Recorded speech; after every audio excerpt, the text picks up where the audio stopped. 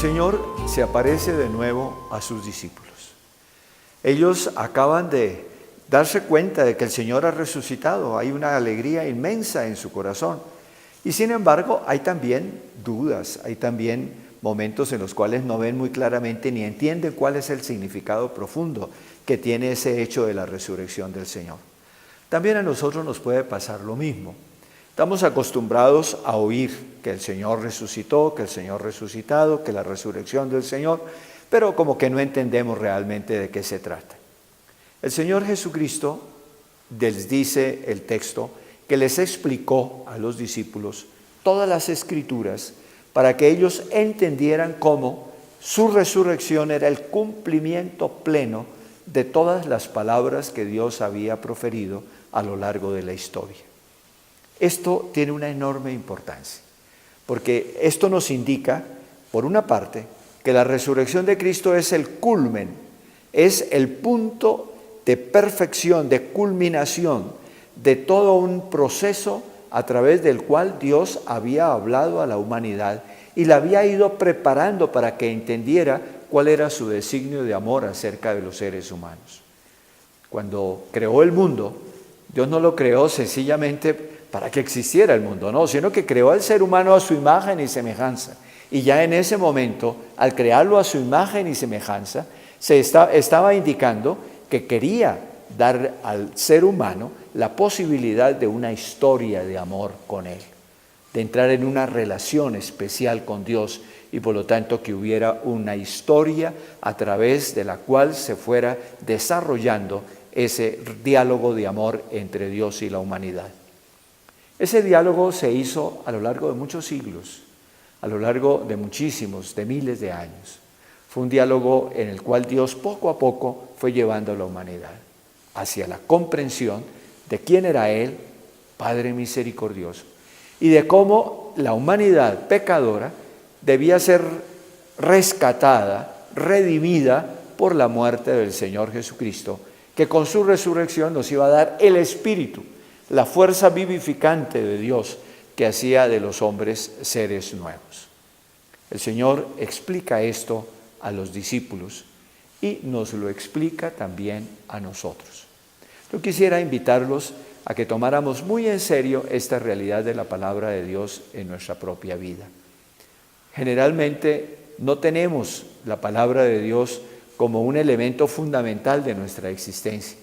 No la leemos, no la escuchamos, no tratamos de comprenderla, de asimilarla, de llegar verdaderamente a ella. Nos contentamos tal vez con lo que escuchamos en la misa y a veces no entendemos mucho cuando se lee y a veces no ponemos atención, estamos distraídos. El Papa Francisco ha insistido muchísimo en la necesidad de escuchar la palabra de Dios. Él incluso ha tenido ciertos gestos muy hermosos. Ha hecho repartir pequeñas ediciones de los 4 evangelios a los peregrinos que están en la plaza de San Pedro para el Ángelus. En la última oportunidad, el domingo de Pascua, fueron unos cuantos pobres sin techo en Roma los que repartieron esos evangelios a los que estaban allí escuchando las palabras del Papa en el Ángelus. Y el Papa insiste, dice, tengan en su bolsillo el evangelio, ténganlo a su alcance. La palabra del Señor no puede ser una palabra distante. Yo sé que no es fácil a veces entender lo que dice la palabra de Dios. Necesitamos que el Señor mismo nos la explique, pero precisamente para eso está la iglesia. La iglesia nos explica la palabra de Dios. La iglesia nos propone esa palabra de Dios para que nosotros podamos entenderla correctamente. Y a la luz de la muerte y de la resurrección de Cristo, que es el centro y el culmen de toda la historia de amor entre Dios y la humanidad, vamos a poder siempre entender esa palabra de Dios. Qué bueno que tomáramos conciencia de la necesidad de tener la palabra de Dios a nuestro alcance. Hoy en día se nos presenta de tantas maneras la facilidad de tener la palabra de Dios.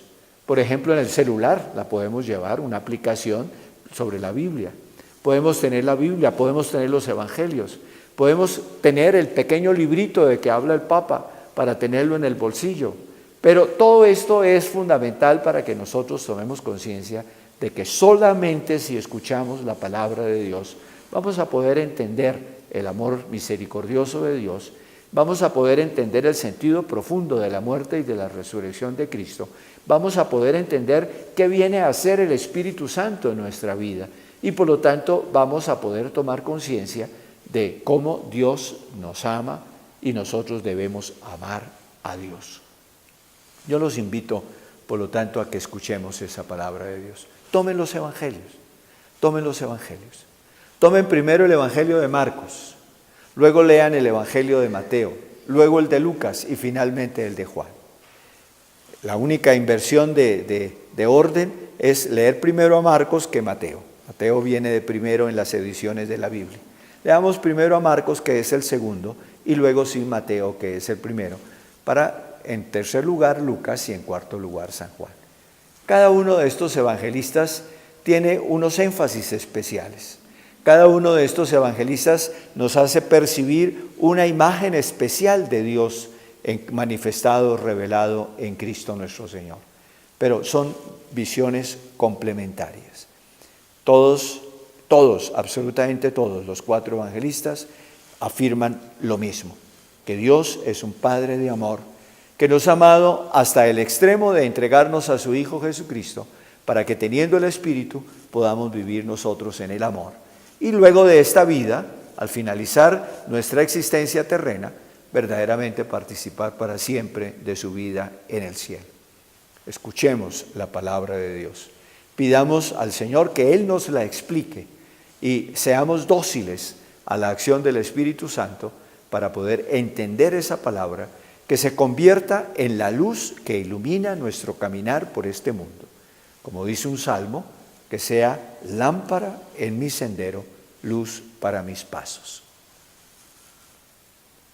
La bendición de Dios Todopoderoso, Padre, Hijo y Espíritu Santo, descienda sobre ustedes y permanezca para siempre. Amén.